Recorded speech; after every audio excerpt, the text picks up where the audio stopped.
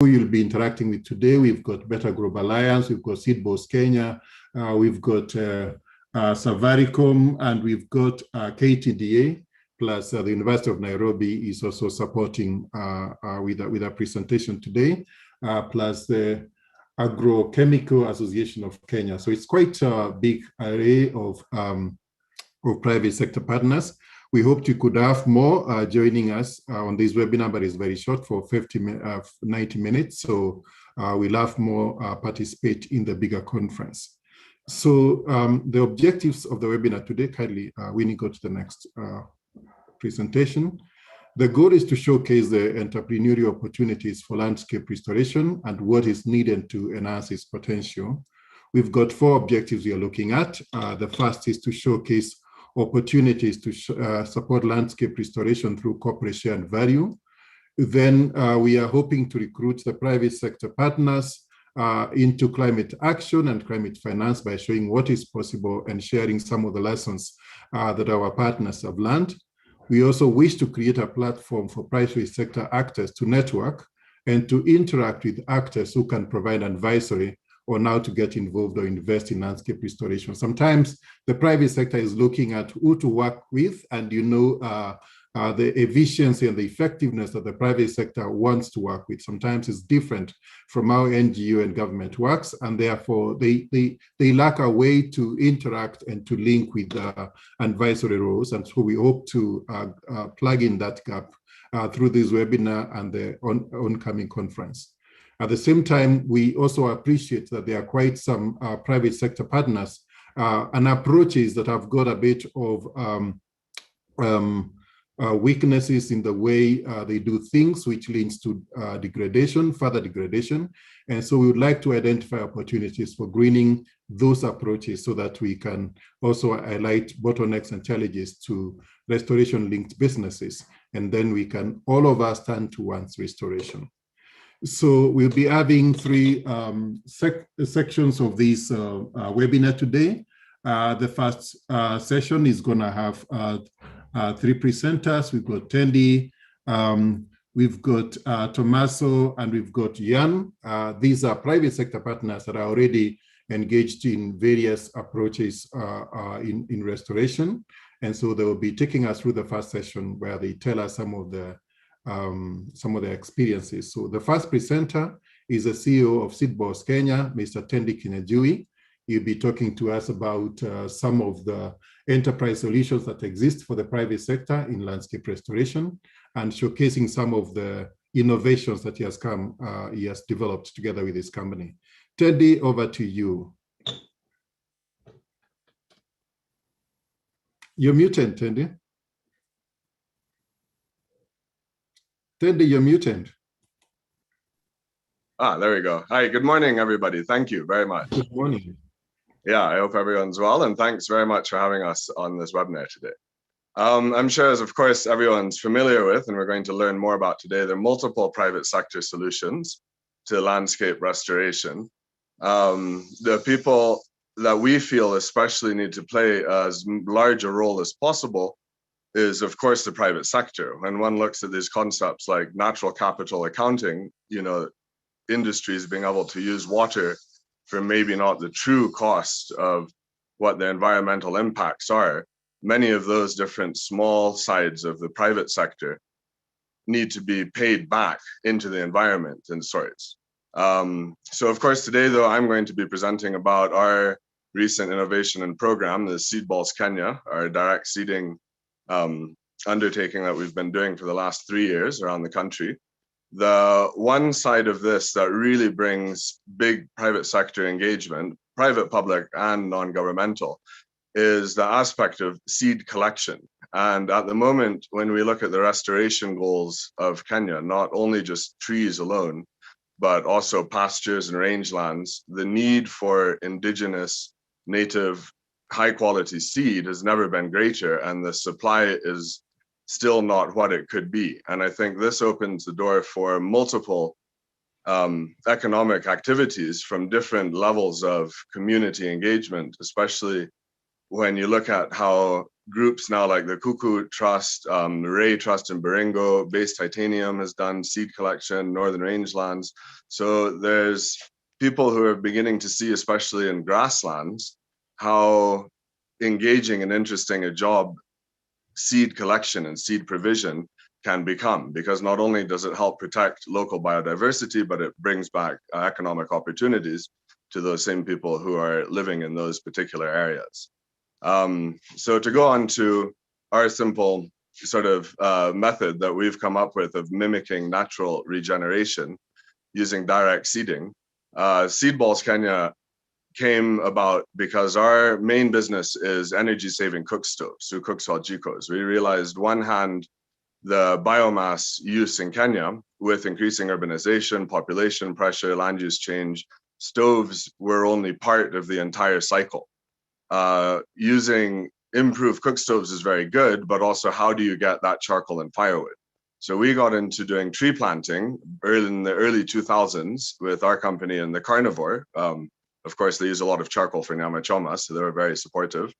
And what that led us to is looking at how do we lower the cost of doing dry land tree planting, which is specifically where most of the hardwood acacia charcoal comes from that services Nairobi and all of the businesses, hotels, households here.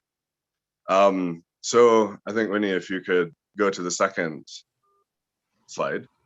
I don't know, I hope people are familiar with the seed ball concept. Basically, it's very simple. It's coating indigenous tree seeds with waste charcoal dust that we buy from the markets, and then working with different levels of engagement from all sorts of partners to get the right type of seed, the right species to the right parts of the country. So engaging with groups, even NGOs like World Vision on this particular slide, and this local community who is doing fodder and fuel production for their zero grazing and pasture improvement program in Kitui. If you could go to the next slide, please, Winnie. To larger private sector enterprises like Base Titanium, who had bought grass seeds and some forage seeds for land reclamation on some of their old mining sites in Kwale. We've had a lot of success with private landholders, especially Nairobi-based people who might have land up country and have wanted to find a lower cost way of planting indigenous trees along, especially their fence lines and in the open areas. If you could go to the next slide, Winnie. And then all the way up to large corporates. Like, we couldn't take our hats off enough for Diamond Trust Bank, who did the first million seed ball drop in a charcoal making area in Narok. And so much of this is about partnership. So because Diamond Trust Bank was willing to help pay for all of this, we were able to work with the Mara Elephant Project, who's an NGO that does human-wildlife conflict in Narok, to reseed with some local community areas where, through land adjudication, people now are wanting to repair what damage may have been done on communally owned land, to reseed with the same types of trees that were cut for charcoal, seed balls of those same types. And you can see the simple before and after photo there of some of the seeds coming up in the kilns. Targeting the charcoal making areas has been a very high priority on our list, especially as a Jiko making company. We make stoves that use charcoal, so we need to help replant that. And also seeing what a huge demand and what a huge part the energy mix biomass plays, even in our modernizing economy. And as diets change and people become more city dwellers, every weekend, things like nyama choma is never going to go away, even when everyone has connection to electricity, I think, at least in my lifetime, probably. So for us, making those linkages between not only the trees to produce the charcoal, but the dry land grasses to help increase, livestock health, all of that's very key. At the very bottom, you can see we do maps where we follow up using Google Maps around the country, different places people have been seeding and how that works. And then if you could go to the last slide, I believe it's the last slide. Yes. So then how would you or your company like to get involved? You can either, of course, contact us to get seed balls and we can help you with species advice for the areas you want to grow them in. Or we work with a number of different partners around the country where you can actually buy them seed balls to distribute on your behalf. And they can send back small WhatsApp videos, emails, GPS points on where they planted those trees. One of the biggest challenges at the moment, I'd have to say, for our entire undertaking on this program is it's been an incredible reception for tree planting and tree growing and people understanding the importance of indigenous trees in different parts of Kenya. But the pasture side of it, using indigenous grasses to grow and replenish the biodiversity in especially overgrazed areas where perhaps they have actually looked after the trees, that awareness is still not as profound, I think, among people who eat byproducts of pasture, milk and meat. So the coming year, we're hoping to really put a little bit more onus on helping educate more people to the importance of the entire ecosystem, that, you know, trees and the understory grasses when it comes to rangeland restoration, and expanding our species choice for pasture mixes. So we'd like to also reach out to any of you that work in this sector, if you have more ideas on that for not only trees, but also the shrubs, the grasses, the wildflowers, and so forth. Please do get in touch, and we'd love to learn more. And yeah, we'll field questions, I think, after the presentation. And thanks very much, ICRAF, for having us present today.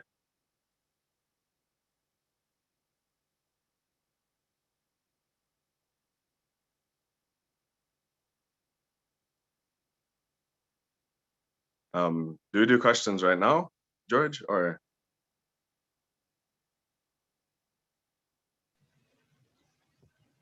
Thank you very much, Teddy, for your presentation. I think Jonathan is having some issues with his connection.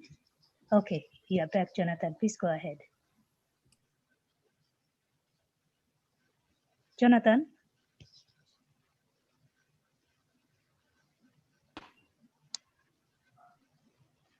Okay, Winnie, can we go next to the next presentation?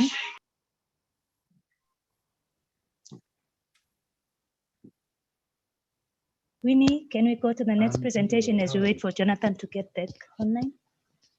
Hello. Hello, Jonathan. Can you hear me? Yes, very well. Please go ahead. Sorry, I got disconnected at some point. Yes. Thank you so much, Teddy, for saving us a few minutes, 1 or 2.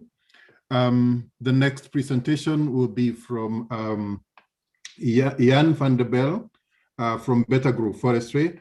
Just as Jan comes on, I'd like to say that you can put in your comments in the your questions, the Q&A. We'll address them shortly after the done presentation. The rest of the chat you can put in the chat box. So Jan, kindly come on in. Winnie, I can't see the presentation. Jonathan, it's actually Tommaso. Sorry, Tommaso. Sorry, yes. I have got lost a bit. Tommaso, kindly go ahead. Yeah, I hope you can see me and hear me okay. And I hope the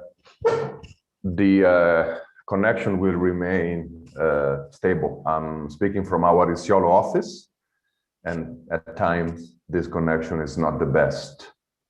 So whenever you start the slide, I can also start the presentation.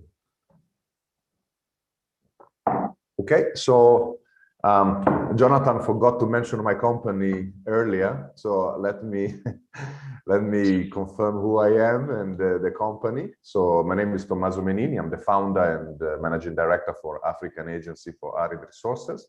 The name is quite self-explanatory. We have invested in arid lands commodities, and as of late, we have also started transforming these commodities. And we are the only company, at least in the region, that follows the entire value chain and controls it from the ground, in this case, trees, when it comes to gum arabic or resins such as frankincense and myrrh, all the way to the shelf. We now have a fully fledged line of retail products, mostly essential oils, shea butter, carrier oils, most of these coming from areas that we can call arid and semi-arid. Now, this initiative called Cavadi was actually copyrighted in 2018, and it's the base of our approach towards working arid lands. Yep. We can go to the next one. So just a quick introduction of arid and semi-arid lands. Most of us know what they are, but we don't usually grasp the size of this area, because most of Kenya, the vast majority of Kenya, in fact, is considered arid and semi-arid. We work specifically in the arid ones, which is mostly Samburu, Marsabit, Wajir, Isiolo. We did Turkana, but not there anymore. And we are based in Isiolo and Nairobi. Yeah? Isiolo is our office for all field operations. So on top of that, dryness, let's call it, or poor rainfall, we also have very striking poverty levels, which are more than double of the national index. We work in this context. We have decided to invest in resources from arid and semi-arid lands, which we believe can also elevate the living conditions of pastoralist communities, which is, of course, who we work with. Yeah, could go next. Now, this is something, some of the things that we do. These are the raw material, yeah? So this is just to show what they look when they are raw before they're processed. Of course, we have gum arabic. We have also raw resins, which is how we started trading. So all of these gum and resins are trees exudates. So they ooze out of trees. There are three products. There is no extraction. There is not just tapping out of the tree, and is entirely sustainable. So our first effort is to advocate for conservation, of course, and sustainability. The trees are tapped. They're not over-injured, like it happened, for instance, in Somalia, when the frankincense, the demands for frankincense has put now on a brink of a incredible fast decline, the Boswellia species there. We do it sustainably. Also, we don't have that much demand yet. So we work mostly with frankincense trees, gum arabic trees, myrrh trees, which, as you can see, are acacia commiferas and Boswellias. But now we have truly invested on aloe. Aloe is our choice for land regeneration, although we would like to have intercropping and a higher biodiversity of arid land species by intercropping, where possible, trees of interest and aloe. Aloe is still a plant that can grow nearly anywhere, including rocky and sandy terrains. So it goes really well in degraded lands. So lands that are not used for anything at all, including pasture, of course, can be used to plant aloe. We have started our own nursery thanks to the help of a fund called Kenya Catalytic Jobs Fund, which gave us a grant to start nurseries and the propagation of Aloe secundiflora with management and ownership completely on the communities. Next slide, please.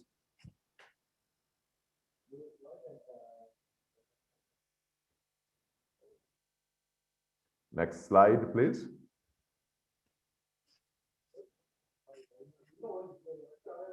Winnie?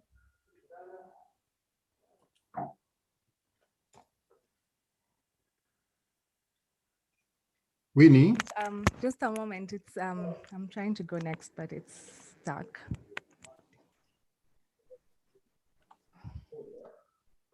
I'm pretty sure I know what the next slide is about, which is just our model. I can start, and then I'm sure it will come and show.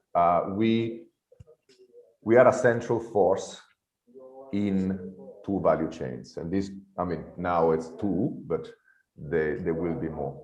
Now, these two value chains are, of course, gum resin and aloe. Yeah, we work. That's the one. We work with the collectors groups for gum resins, and we work with farmers for aloe products. So what we do, and I would like to mention also our sister company, Laikipia Permaculture Center, is to propagate aloe with communities, mostly women's group, that in turn collect and harvest the aloe sustainably, even if it's propagated. Right now, aloe is protected by CITES, so you cannot harvest wild aloe.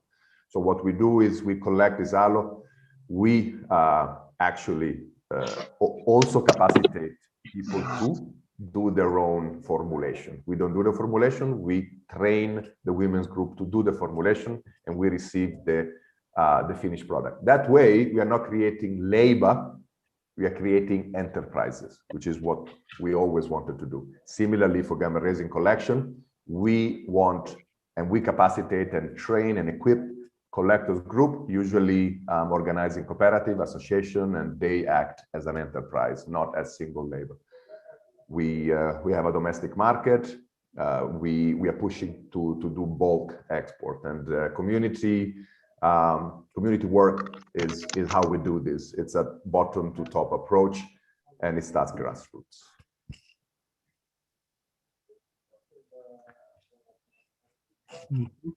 Next slide, please.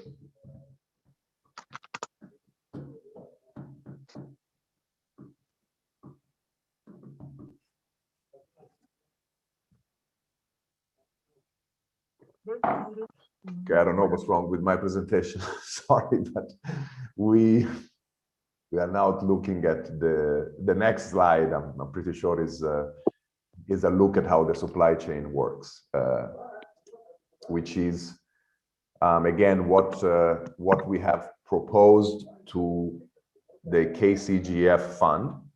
There were 850 applications, and we were one of the 5 winners. What we did, if I may also mention how I got to this, is I used the recommendation that I had built for a client, as I am also a consultant on dry chain analysis. This client is FAO. FAO is doing a lot of great work on bioenterprises development, which is how they consulted myself. And the recommendation that I've given them in 2019 became the project proposal in 2020. This project proposal was then funded by the British government through the KCGF. Now, this is what we want to do. Nurseries, farms, collection techniques, grading techniques, storaging facilities. We want to make sure that the whole value chain is now formalized, yeah? And Aloe is our land regeneration tools. Again, sorry, this is mostly a presentation that was built on job creation rather than land regeneration, but land regeneration was always our focus. And the last slide can confirm that. We mostly built an action talking about job creation, but what we are doing is regenerate 100 acres of land in Samburu and Isiolo to start with. The next slide can show you the next, so this one is the last slide. This is where we want to go next. We start with Isiolo and Samburu. We will go back to Turkana, and also we want to look at Garissa. We can do this in any arid lands. The great things about aloe farming is that it's extremely scalable. So degraded lands can be used to plant Aloe secundiflora, which is the biggest indigenous species of aloe, and it can in turn create livelihood, which is how we saw this. Let's regenerate land that is unused and considered degraded. Let's put a drought-resistant plant like aloe, and we, as Agar Limited, we create a commercial exit strategy, which is market. And market linkages is what we always did from the very beginning of the company. Thank you so much. Thank you so much, Tommaso, and apologies for not introducing you well at the beginning. I had completely lost network. I was just hanging. So sorry about that, but thank you for a very wonderful presentation. We're going to have the third one now from Jan, who had introduced as from Better Group Forestry. And then we'll be able to have a quick break for questions. I can see quite a number of them are coming through the chat. Jan, kindly. Thank you, Jonathan. Happy to be in the conference. So I can start commenting when my slides appear.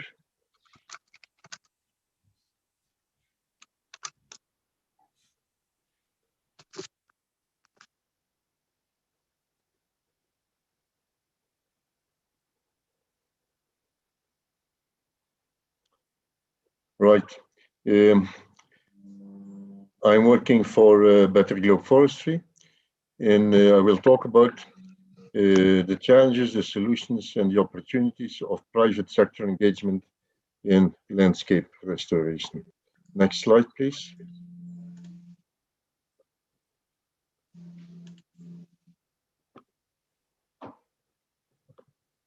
Okay, as a company, we are an afforestation company and we work in two different circumstances. One is the traditional plantations where we plant in blocks, and the one of interest here is agroforestry, where we work with farmers. We started this in 2017, and we have been doing landscape restoration based on very simple practices, soil and water conservation, planting of Melia volkensi. You can also plant other tree species that are potentially lucrative. A lot of our efforts go into farmer organization and training. You can see a very common picture, a very common image of landscapes in the islands that are absolutely degraded, but that are possible to restore. Now, what is the challenges that you face when you go there? You must have a financial incentive for the farmers, as well as a decent return for the investor. Now, the solution for that one, please.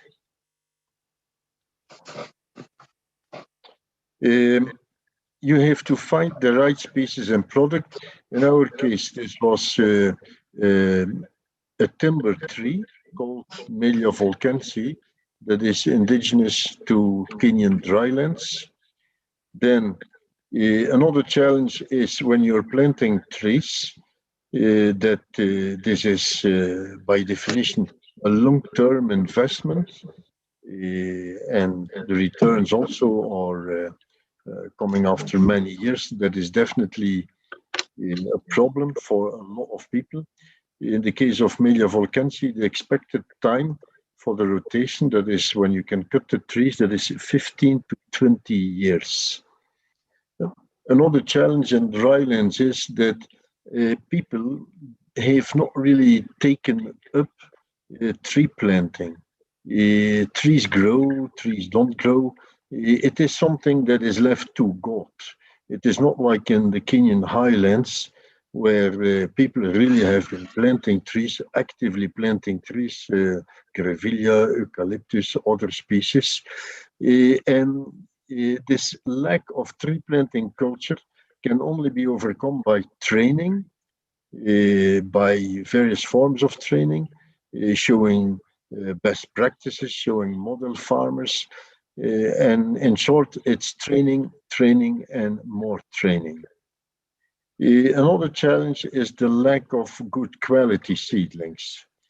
The species that we had selected, Melia volkensi, we, for the moment, have been limiting ourselves to produce them ourselves in our own nursery, although we have realized of late that landscape restoration is not only limited to what you can see on the surface of the land, but the restoration only have to take care of what was below the surface, like mycorrhiza, the different fungi that actually help trees and other plant species to grow.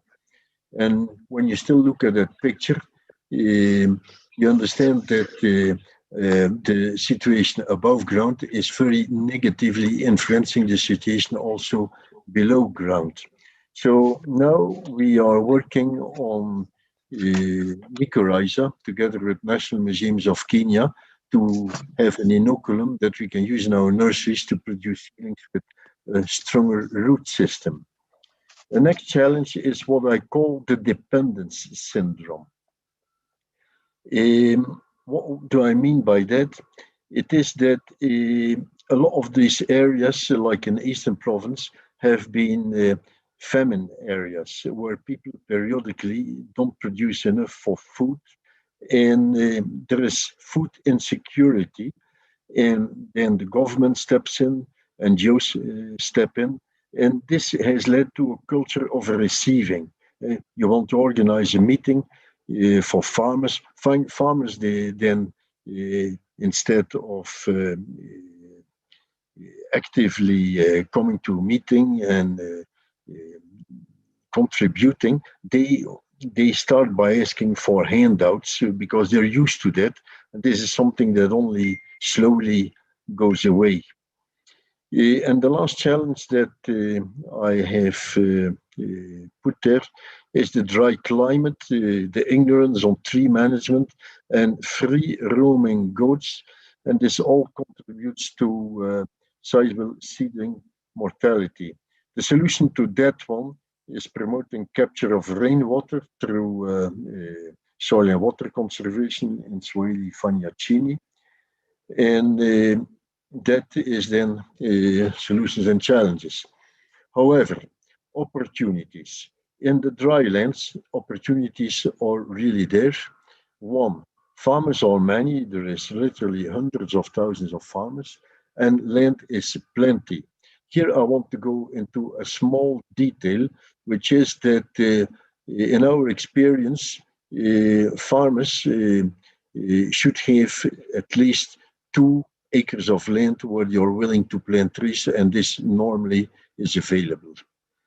The other opportunity then is that this planting of trees, and you can see some examples in the photos there, is done in a wide spacing, and this allows for intercropping with food crops. You see a lady in the middle, you see on the right-hand side, you see a man standing there close to a tree. These trees are 2.5 years old, and these people are managing them, they are pruning them, and they expect to reap some good income from the sale of their trees within some 15 years. And as you can also see, there is food crops growing there. This does not look like a field of maize or something similar that you can find in areas like Kitale, but in these areas, mean 2 minutes, Jan. 2 minutes. Mean annual rainfall is low. We talk about 400, 500, and 600 millimeter. This is already a good result. Next slide, please.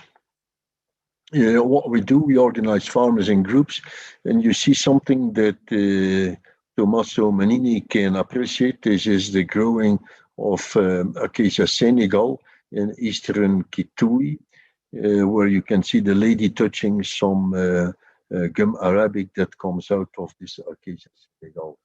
We do training, and importantly, we also have taken up financial matters. We are stimulating microcredit and own savings through table banking.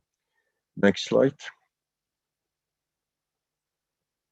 Results so far, we have some 6,800 farmers under contract. We have organized them in groups. You can see they're handing out a certificate for a farmer group.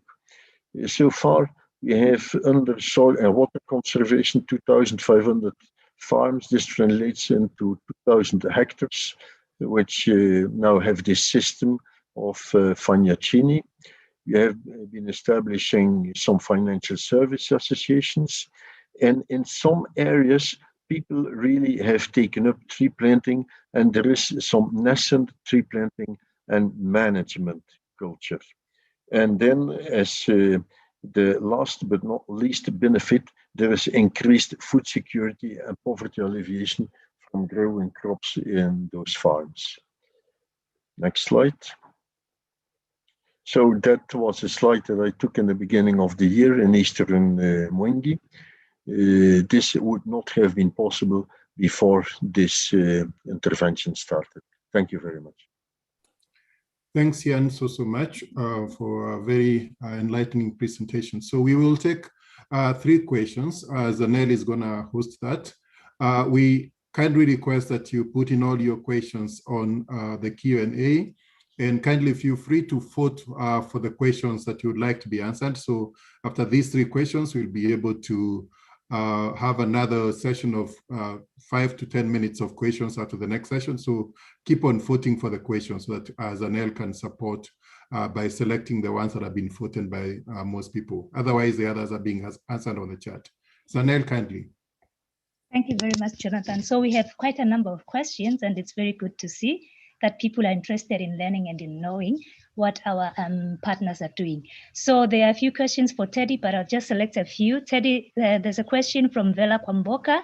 So she wants to find out if, is the reseeding exercise in dryland areas throughout the year, or is it pegged to the rainy seasons? Can I just go through them quickly and then you'll be able to answer? And then we have another one. Teddy, which indigenous trees do you distribute? I hope you are taking note, Teddy. And then a final one for you, Teddy. Are your seed balls made from charcoal? So I'll just give you some minutes to answer those questions, and then I can move on to 3 questions for Tommaso.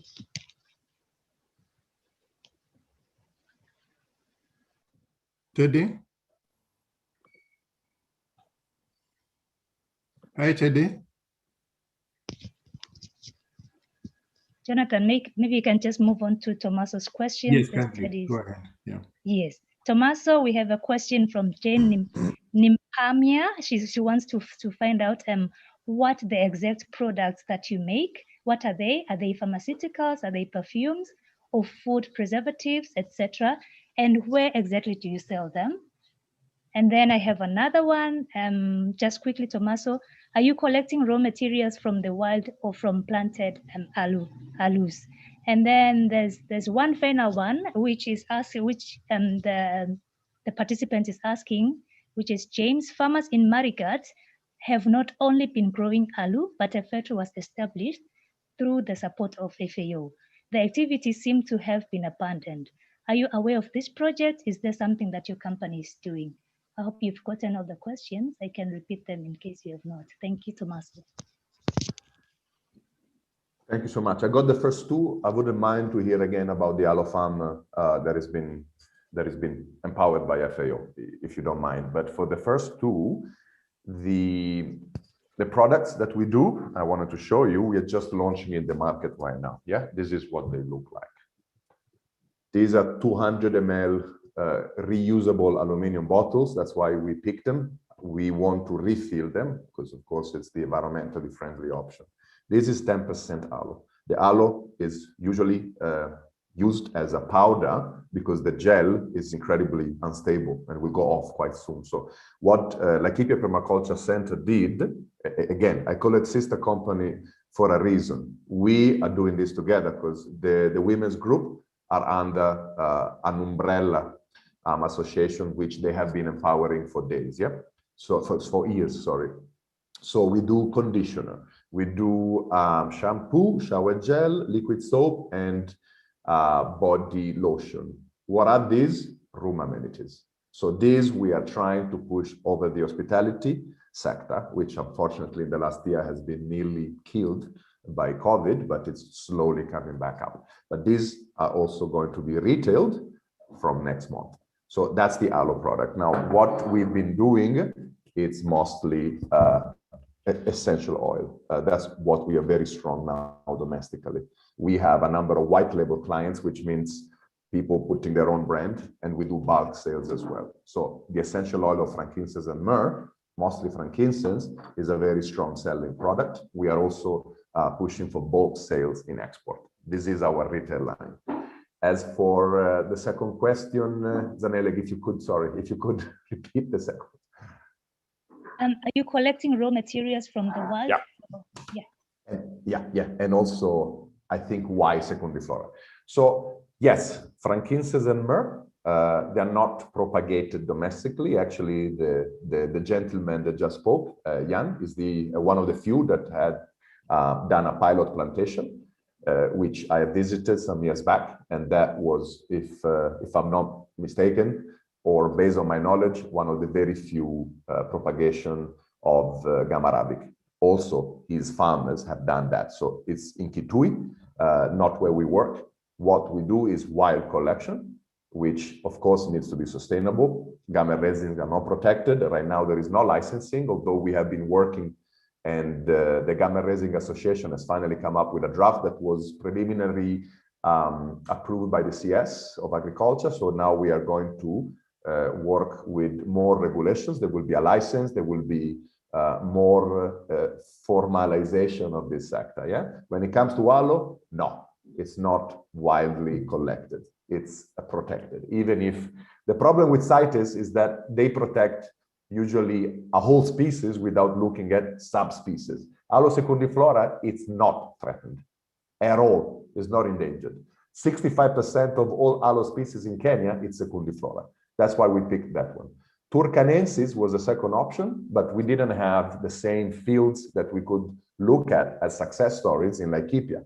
So why doing something that we haven't seen doing well when we can start something that has been doing well for the last few years? That's why we picked Aloe secundiflora. And the third one, the third question, Zanelek, if you could also repeat that one, please. Thank you very much, Tommaso. And there are more questions for you. Please kindly just be answering on the chat and then the Q&A. I have one question for Teddy. I hope you're back, Teddy. We'll be able to take one. Is the reseeding exercise in dryland areas done throughout the year, or is it pegged to the rainy seasons? Teddy, please, if you're available, kindly answer. I think, Teddy, I'm trying to answer quite of the questions on the chat. So let's just get one for Jan, because we are running out of time.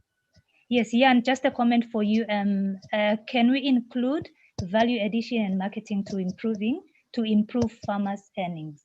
So I think that is just a comment for you to consider in your work. Thank you very much, Jonathan. Thank you, Zanel. Thank you also, Tommaso, for very elaborate answers to the questions. So that session was companies that are directly involved in restoration.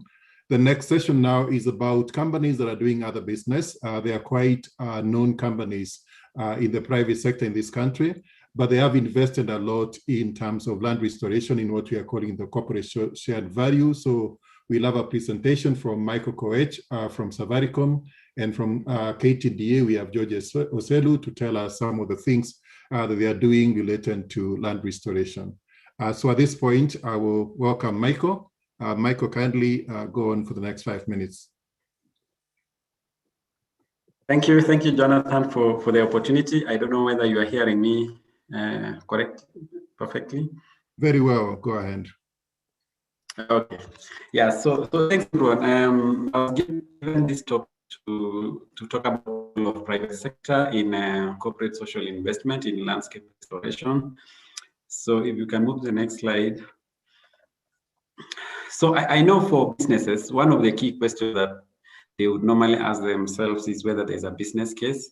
And I think from the three presentations that we've that have been made, I think it's true. There's a business case for this. We know nature provides us with all sorts of resources that we require, whether it's food, whether it's fiber, whether it's the minerals, building materials, etc., etc. So without nature, I think businesses cannot prosper.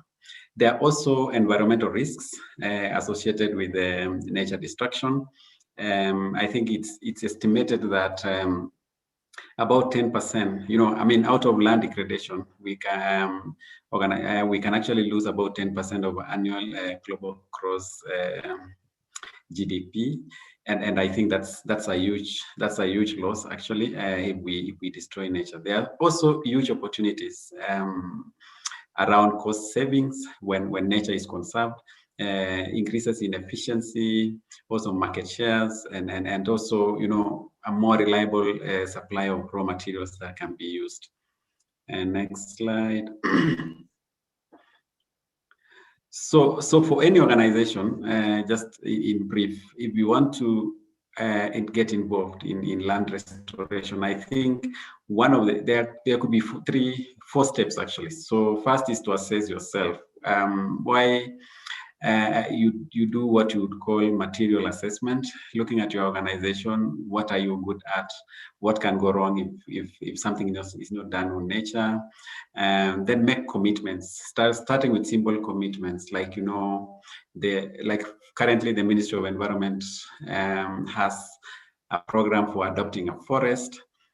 So maybe one key commitment could be, can I adopt a forest, or even restore, or do what the previous presenters have talked about. Then start acting, start slowly, and then be also a big advocate for this.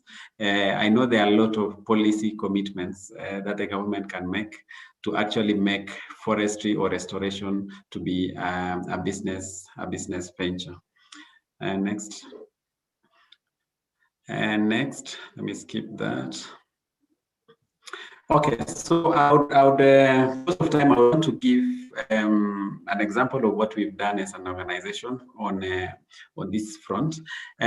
So last year we made, as Safaricom, we made a commitment to plant 5 million trees in 5 years for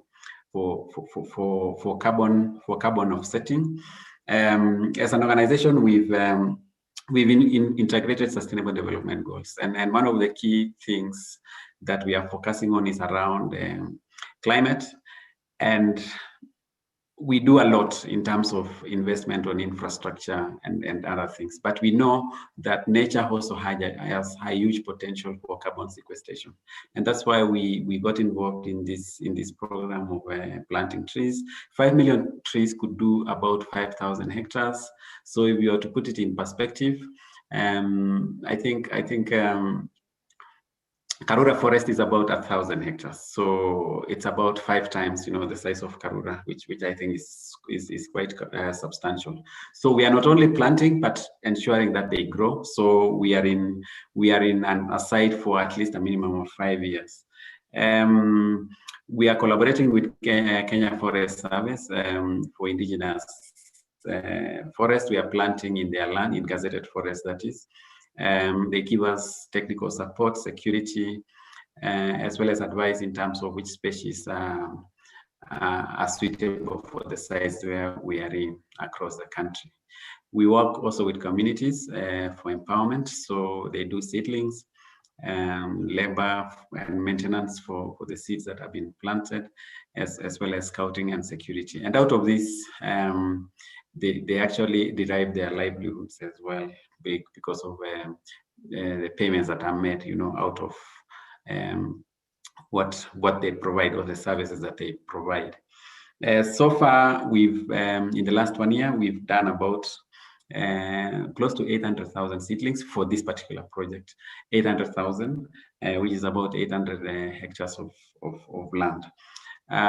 So the picture that you are seeing there is one of the sites in South Marmanet.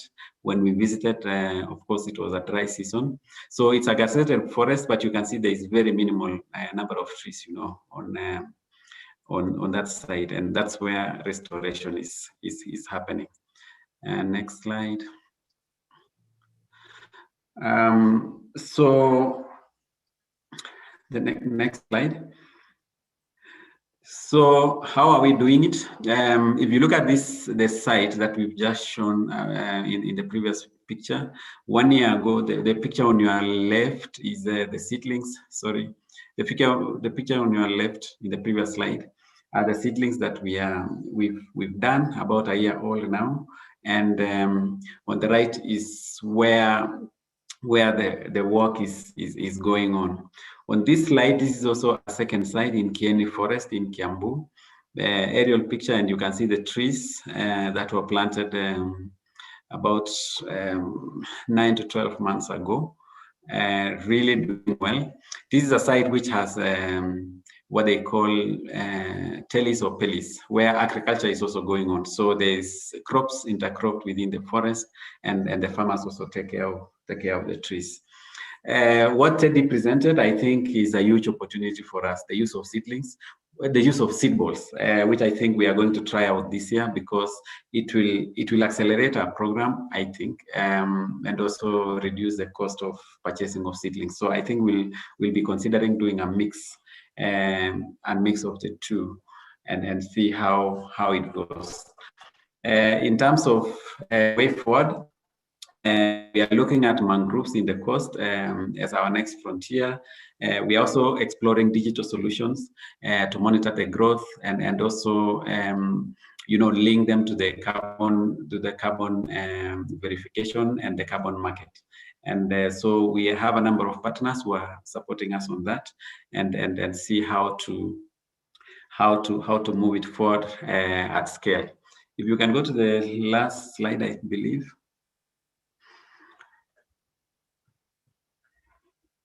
So that's what we do as Safaricom as a business, but also because I was asked to talk about CSI. We also have our foundations, the Safaricom Foundation and M-Pesa Foundation. We've done some work in the past with in a number of regions. In Maweburu, we did a fence, a 43-kilometer electric fence. And out of this project, of course, there's a lot of regeneration that has happened in the protected area. We also have other economic empowerment, especially on beekeeping, where we donated beehives to the Okiek community living around there. And more importantly as well is the protection of an endangered bongo antelope in that same area. In Nairobi, through the Nairobi Green Line, we've also done some work with them on indigenous seedlings. And more recently, we had a donation to the Riteti Elephant Sanctuary to help them protect abandoned elephant calves, as well as a donation to KWSCS to protect the only, I'm told, 15 remaining Rowan antelopes that live in Ruma National Park in Homa Bay. So quite a number of things that organizations and private sector can actually help in conservation, and that makes the long-term sustainability of these initiatives. So with that, thank you very much. Back to you, Jonathan. Thank you so much, Michael. Very interesting work. So I'm sorry I have to keep on stopping you, but it's great work that Safaricom is doing. There are comments that you can be looking at in the Q&A that you can also be responding to Michael. Quite a number of them coming through. And then the next presenter is from Kenya Tea Development Agency, George Oselu. Kindly take it away.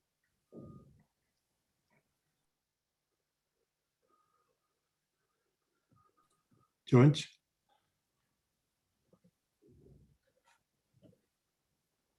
Saying many thanks, Jonathan, for giving us this opportunity, at least to showcase what we are doing for our organization. My name is George Oselo. I work with KTDA as the forest manager. Next slide, please. It is quite important for us to be able to understand the role that is played by the tea in the economy of this country.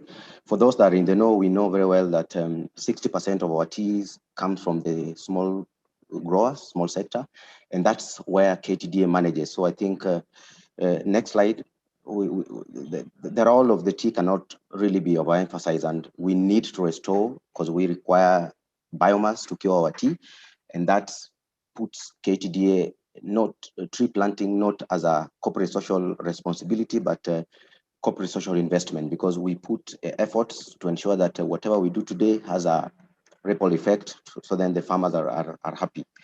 So other than that, we have our own wing called KTDA Foundation that spearheads the corporate social investment across the KTDA group. KTDA group means we have 8 subsidiaries, and the KTDA Foundation leads the corporate social investment. The key objective of the foundation is to initiate intervention that improve the welfare of the smallholders. We are talking about over 650,000 farmers who are our shareholders. The vision of this of our foundation is to have enabled and progressive smallholder tea farmers, and the mission is to empower the smallholder farmers and their communities to economically and socially through sustainable programs and partnership. Next, please. How then do we do this? We have what we call strategic objectives, then specific objectives, and perhaps the key activities. So I'll just rush through because of time. Our major strategic objective in this is to promote climate change mitigation, adaptation, and resilience among smallholder tea farmers for sustainable tea production. We know we require better environment for better tea. How is this done? We need to promote climate adaptation mechanism among us, the smallholder tea farmers, by creating awareness or educational campaigns and sustainability programs. We are also looking at sustainable management of forest within the community setups where our factories are. We have about 70 factories today, and they are spread across 16 tea growing counties in Kenya. We also do sustainable efficient management of soil and water conservation because we require this as well. Catchment and riverine protection, water harvesting structures because we're working with smallholder vulnerable farmers. We also look at what we call early warning systems, carbon credit programs, and youth in tea. We also, as a specific objective, we are looking at promotion of climate change mitigation. To maximize tea production, we are looking at establishment of tree nurseries in schools, other centers. We are working with other like-minded organizations, and part of the reason why we are here is to also seek out for partnership within the government, within bilateral donors and the like. So we are open to business. We are also doing national partnership on tree planting, promotion of use of solar energy, because then energy is part of what we require both at the factory level and for the farmers. We also promote renewable energy and also waste management. On development of wood fuel plantation, overall, we require biomass to drive our business. And on that, we also need to have a sustainable. Sorry? Jonathan. Jonathan? Hello? Yes, Jan. No, he's not with me. So, can you hear me, Jan? Jan, Sorry. you're speaking. Go ahead, George. So, thank you. So on wood fuel, we need to sustain our factories and we require biomass. On this, we have a program where factories are buying land and setting up their own wood fuel estate. To date, we have planted about 16,000 acres with about 9.6 million trees planted out there across our tree growing landscape, out of which we have 30% that is segregated for indigenous for conservation protection. Next, please. Well, we got a program called ACHA, which is empowering rural communities and households in Kenya with renewable energy. It's good to mention that farmers as well require wood fuel for their household use. So this program is a program that was funded by IKEA Foundation from the Netherlands and the RA, this Rainforest Alliance. The budget is about 15.2 million. It was spread across for 18 months, but because of COVID, it was again extended for another 12 months. What are the objectives of this? We are looking at lowering deforestation rates and also effects of the greenhouse gas emission. And there are two specific goals we are looking at. We are looking at the farmers, where we are saying we need to reduce the amount of firewood used by household in tea production landscape, and focusing on issues around biomass, solar, and improved energy-saving cook stoves within our environment. So far, where are we with this? We have so far done 119 trees. This project began in 2019, 2020. We've done 119 trees that have been planted by the smallholder or farmers and neighboring communities. 12 tree nurseries have been developed, each with over 300,000 trees across to be planted between April and May. And on the factories, because also factories require biomass, our target is to reduce the amount of firewood consumed in the factories by supporting alternative energy sources. And in this case, we are looking at industrial briquettes. Where are we? There's a great opportunity for the briquettes in this country, and that is really an area that we really need to explore more as a country. Great opportunity. So far, in the current financial year, we're talking about 2021, we've spent about 1 million kilograms of briquettes. We've supplemented this with the firewood, and this means that we have saved about 1,666 cubic meters of wood, translated about 6,000, about 5,000 trees that has been saved. And this is something that we are rolling on and continuing. Other than that, we're also doing, what are the other outgoing campaigns? We also have what we call Tree for Schools. And overall, we are talking about, the aim is to conserve environment by planting over 1 million trees across our tree growing catchment. And now, like other members have said, we want to expand this not only within the tree growing catchment, but other areas where there's need and there's space. The impact so far, we have 16 nurseries, each with 285 seedlings planted between May March and May 2021, and 146 trees planted under TOH is Taylor of Harrogate. These are our buyers in the UK. KTD and TIST, we know TIST are also passionate about trees. This is what we call collaboration. And in March, by March, April 2020, we did about 146. We also cognizant of the fact that because of food security, we're also looking at fruit trees where we're doing mangoes, avocados, pawpaw, and white support. About 12,600 have been planted by the farmers. Other than that, we're also exploring the need for clean and affordable energy solution for the farmers. So other than just biomass, we are piloting biogas project funded by, currently we're doing a project with the Mitsubishi Corporate Fund, Europe and Africa, MCFAE, through RA, where what are we doing? We are looking at the project aims to provide alternative means to power, cooking, lighting, and basic farm production by turning farm waste into clean and affordable resource and biogas. So I think for me, this is an opportunity for us to ventilate on these matters as a country. So then this is not really restricted to tree growing area, but across the country as well. Next, I think I'm almost done. Next, please. Yeah, this is part of the shot. We have tree for schools. This is Adopt a Tree initiative. Next, please.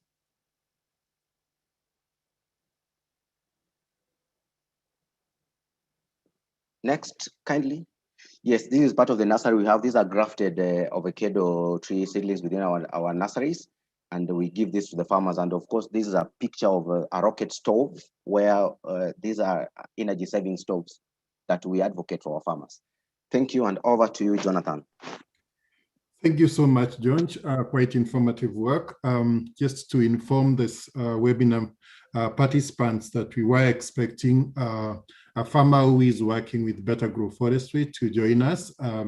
When I was introducing Ian, he was not with us, but he has joined us. His name is Simon Muli, although on my screen he appears like John Jenga. Simon, would you like to talk to us for about 2 minutes on your experience working with Better Grow Forestry? Yeah, thank you very much. I'm Simon Muli from Kitui County, Omoni sub-county. I have ventured into planting trees through the initiative of Better Grow Forestry. What they normally do is to give us seedlings. They have company officials who come and guide us on how to plant and how to take care. So it is an initiative that is bringing benefits to the farmers, because as I speak now, we have 6,800 farmers who have joined this program. So what we normally have is we are given the trees, we take to our farms, company officials come and educate us on how to plant and how to take care. The company has also initiated, or it has invested in a microfinance institution that gives small loans to farmers. And the loans that we get from the bank is used to do fencing in our farms.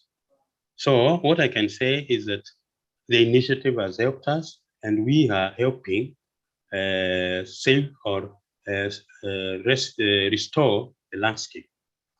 Thank you. Simon, so thank you so much, Simon. So when you're writing your questions, if you have questions directed to Simon, can we write as well to him? I would like now to turn it over to Zanel. Again, take only one question per panelist. So one question for Simon, one question for Michael, one question for George, kindly. Thank you very much, Jonathan. So I'll start with Michael's question. Michael, Peter Nduati wants to know what are the measures that Safaricom has put in place to ensure the high survival rate of the planted seedlings in the gazetted forest? Michael? Okay, I'll just move on. Jan, we have a question for you. What exactly in Kenya does Better Grow Forestry work in? Please kindly. Is it what or where? What exactly? Okay. Yes. What? We're planting trees. Okay, and let me just take a question for all the panelists. Any of you can answer this one. Why are you focusing entirely on planting and growing indigenous trees and not mixing them up with exotic species, which will help to address the ever-increasing demand for wood or timber products in Kenya? Zanel, can I go first? Yes, please, George. Thanks, Zanel. I think that's a great question. I must admit that following our presentations, for us as KTDA, we are doing what we call mixed kind of forestry. We are doing indigenous for conservation, we are doing exotic for biofuel, and we are doing fruit trees. So really, it's not biased in terms of species. Thank you. Jan, maybe you can answer that. Let's just hear from Jan shortly.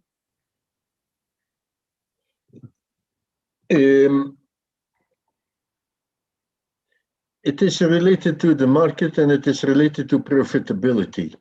You have to focus on a species and you have to invest money and time in marketing what you're going to produce. If you want to produce timber and you want to sell this in an export market, and our export market would be Western Europe, this already costs money. If you want now to do a second product like gum arabic or anything else, then you're going to divide your focus and you're going to have a problem with your resources. It is not easy to get your market and you have to fight for it. It is not only about the planting and the production of the raw material, there must be a return. Thank you very much, Jan. And still on that, the question, sorry, there's a correction, is where exactly? Maybe you can briefly answer that. Where exactly does Better Globe Forestry work? For our work with farmers, it is in the Seven Forks area, which is the area around the Tana River where most of the dams are situated. And this is a part of Machakos County, the south of Embu County, and the northeast of Kitui County. Thank you very much. Jonathan, I think I'll take only those questions for now. Thank you so much, Zanel and the panelists. I would like to move quickly into the next session, which is talking about some of the ways in which we are turning around approaches that make degrade the environment. And today we shall be focusing on agrochemicals. In the conference, we shall focus on more greening approaches. But for today, we want to talk about agrochemicals, and we shall have a presentation from Dr. Dora Kilaro from the University of Nairobi, followed quickly by Mr. Michael Gigi from Agrochemical Association of Kenya. We do not have much time, so I'll quickly usher in Daktari to take it away from here. Dr. Kilaro. Thank you, Jonathan, and thank you for the presentations that have gone before me. They are very good. Today, I want to look at pesticide use, which has impact in the environment. It has both positive and negative. Next, knowing that Kenya is basically an agricultural country, we rely a lot on things that are grown within the farms and agriculture in general for us to make food. But as we rely on that, they are affected by pests, and hence we have to utilize pesticides in one way or the other to be able to make the food that we utilize and also protect the environment at the same time. Next. So really, why we have to use the pesticides, mainly it's for crop protection purposes, because there are a lot in the tropics. We have a lot of weeds, we have a lot of insects, we have a lot of fungi. We cannot name them, but we have to find a way of surviving, because even with this moment when we have a lot of pesticides being used, 40% of food is still lost.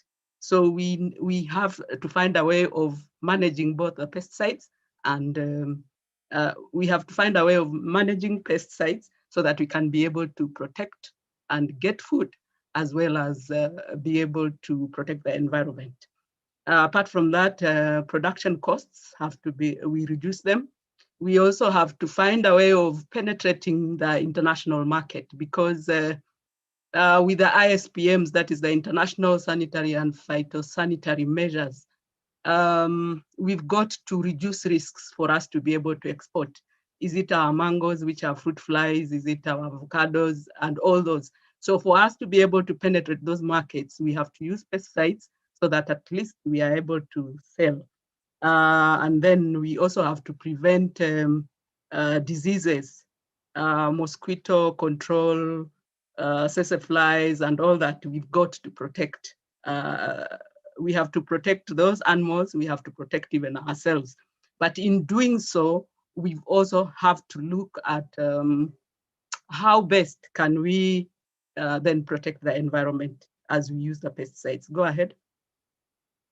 So if we look at that, although it is an old figure, herbicides are the main ones that are used even now, apart from insecticides, which are coming second, and fungicides.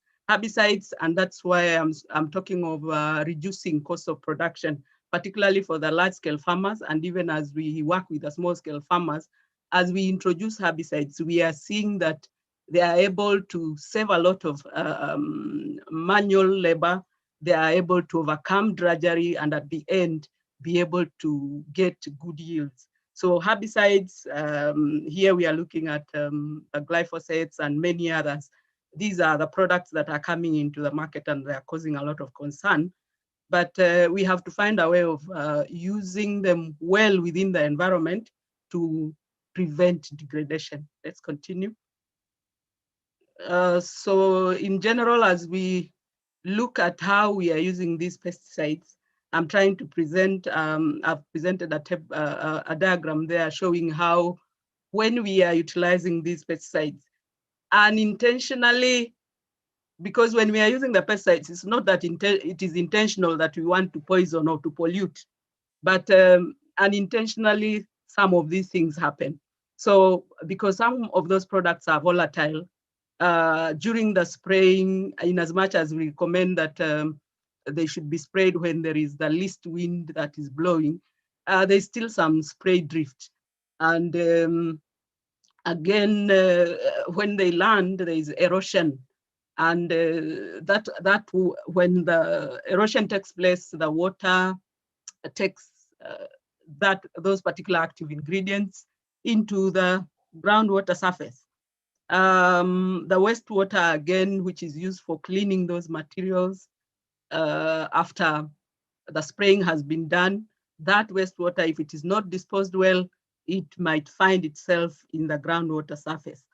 When the spraying has been done with precipitation, again, those active ingredients, some of them may find themselves in the groundwater surface. So, and even as the winds blow, while a farmer may have been spraying in a different section of the land, 2 kilometers away or even 3 kilometers away, or next to just bordering the fence, maybe a school or even a hospital may find some of those droplets of chemicals in them. But these things must be controlled, and the pesticide industry, as my colleague will be talking about, they're trying their best to produce formulations that would not cause a lot of pollution in the environment, because these are things that are being raised, and people have concerns. Even for food safety, people have concerns, and they are looking at that, and we will be seeing how best we can go about it.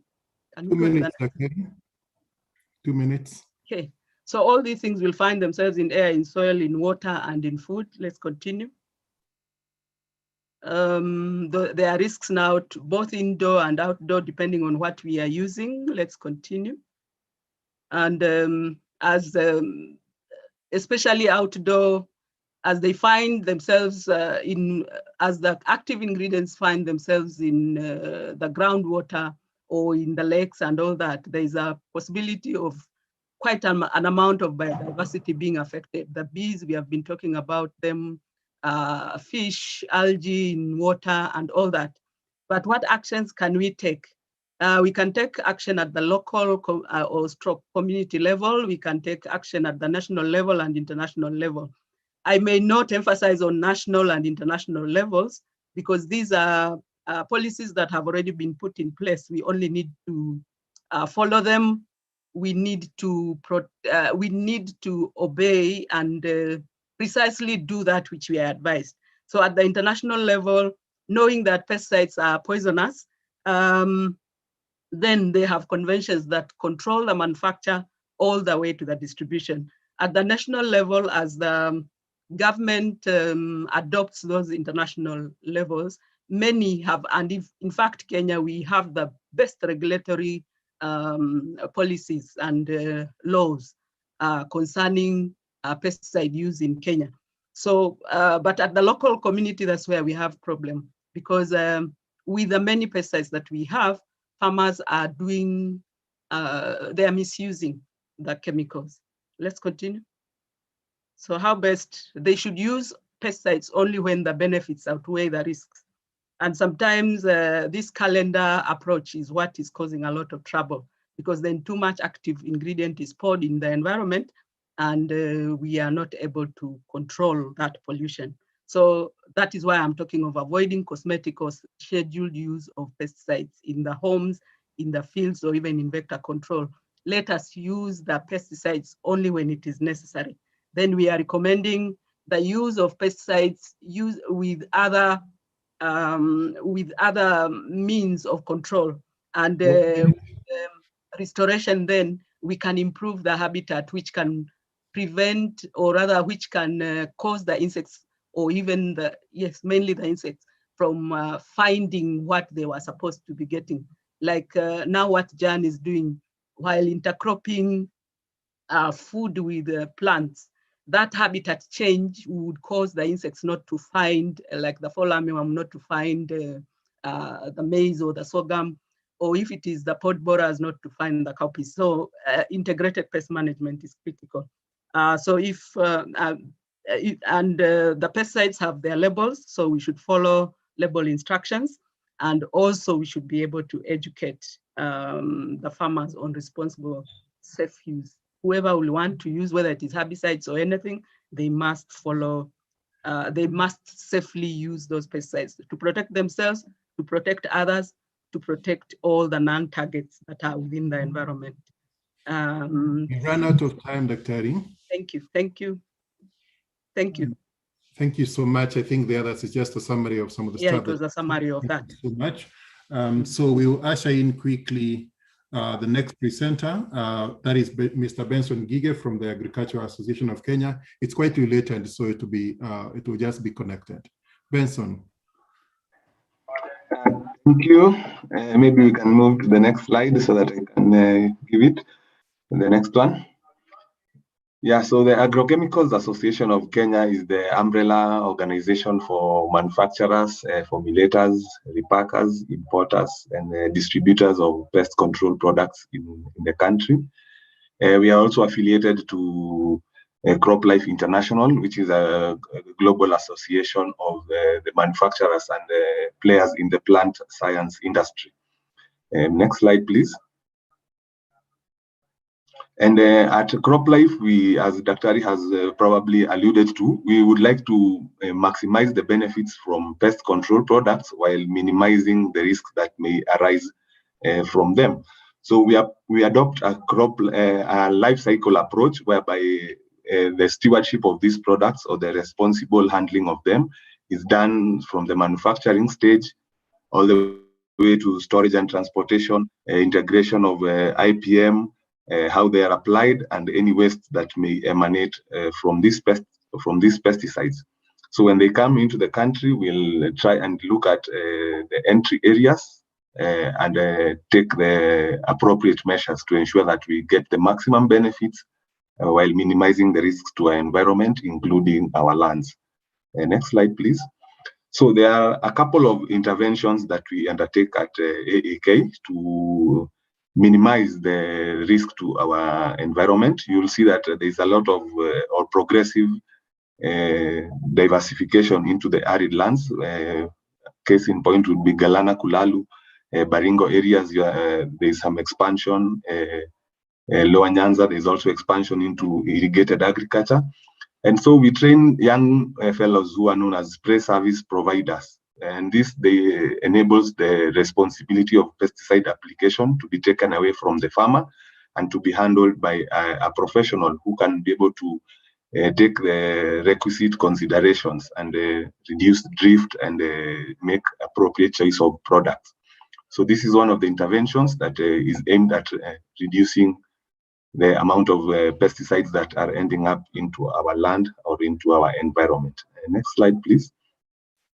We'll also notice that empty pesticide containers also pose a risk to the environment. If you look at the disposal methods by most of our farmers, they mostly throw them out there into the farm, which poses a risk to the flora and fauna in our lands. So by having the empty pesticide container management program, we are able to aggregate the empty pesticide containers and dispose of them through incineration, which is the globally accepted best practice. And this reduces the footprint of the pesticides in the soil, and it is also a step in the right direction. Another intervention is the securing of obsoletes. Next slide, please. You'll find that due to poor stock management practices and also through regulations which render some of the products that are already in the country as obsolete, we are able to take stock of the obsoletes that are in our country, either through expiry or through regulation, collect them from the several places they have been and dispose them properly. In around 2014, from 2008 to 2015, we were able to undertake a Clean Farms program, which is continuous up to this point. And the main aim is to rid the environment. You'll find that some of the organizations will have what are known as land dumps, where they'll go and dump the pesticides that they are no longer using. And this is a very bad practice. So apart from education, we also take the physical responsibility and collect them from the farmers or from the end users and dispose them accordingly. Next slide, please.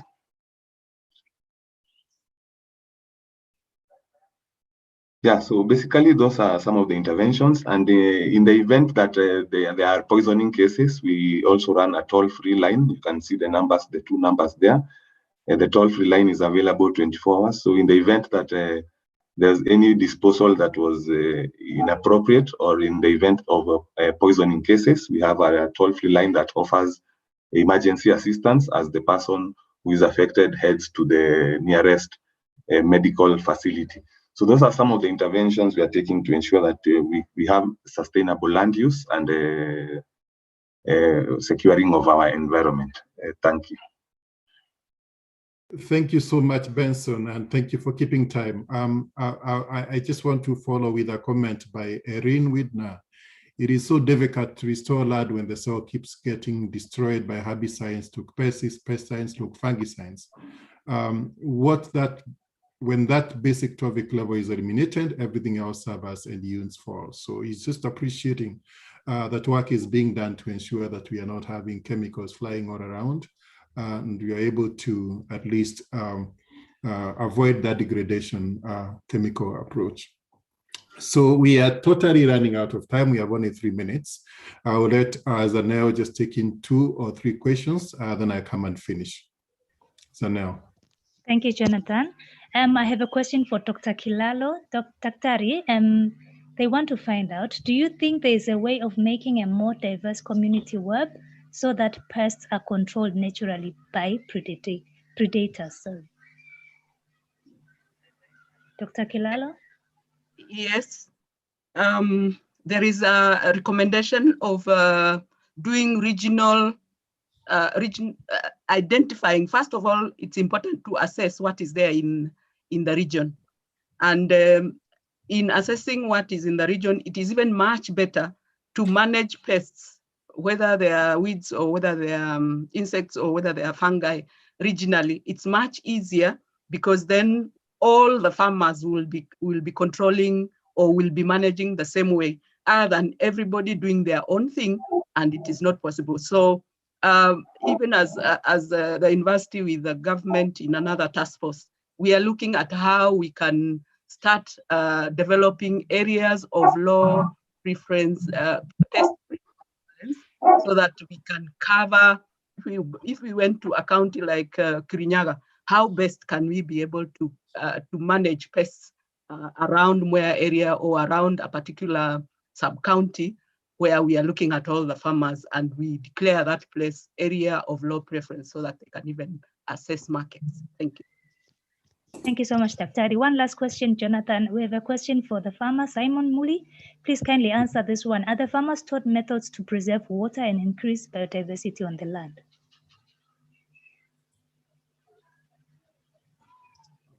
Checking whether I can see him. I'm not He's sure still around. Yes, he's but around. in any case, yes, in any case, Jonathan, please go ahead.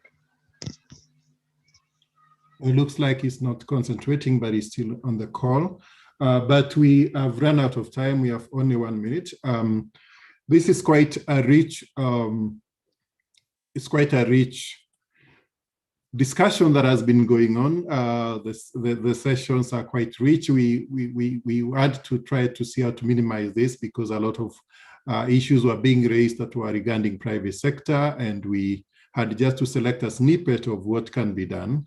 But during the conference, we are going to use all the discussions that have come up to raise the agenda for the conference. So even if your issue has not been handled on the chat or as the answers to the question, we are going to carry these on to the conference even as we're building the agenda. So we would like to invite you. We've now agreed on the conference being the second week of the week of the 12th of July. So it is possible for us to have a long 3-hour session for private sector engagement, and we shall build onto this. So it is not possible to take in more discussion at this point. We have recorded this webinar. We have taken in all the questions. I should be able to answer them where they have not been answered. We'll get back to you, but reach out to us on emails through Zanelle's email. I'm sure she gave you the email at the invitation. And if you have any question you'd like us to address before that, we'll be able to do that. If you have anything you'd like us to address during the conference, also kindly raise that up so that we can take in all these suggestions as we build up the agenda. So thank you very much, everyone, for coming into the webinar. We appreciate so much. We had over 120 participants, and we have seen that almost everyone has stayed all the way to the end, and we do not take this for granted. On behalf of all the presenters, the Regreening Africa Project, the European Union, C4, World Vision, World Agroforestry, Safaricom, Seedballs Kenya, Better Group, KTDA, Agrochemical Association of Kenya, University of Nairobi, we want to really appreciate you for participating. Thank you very much, and bye-bye.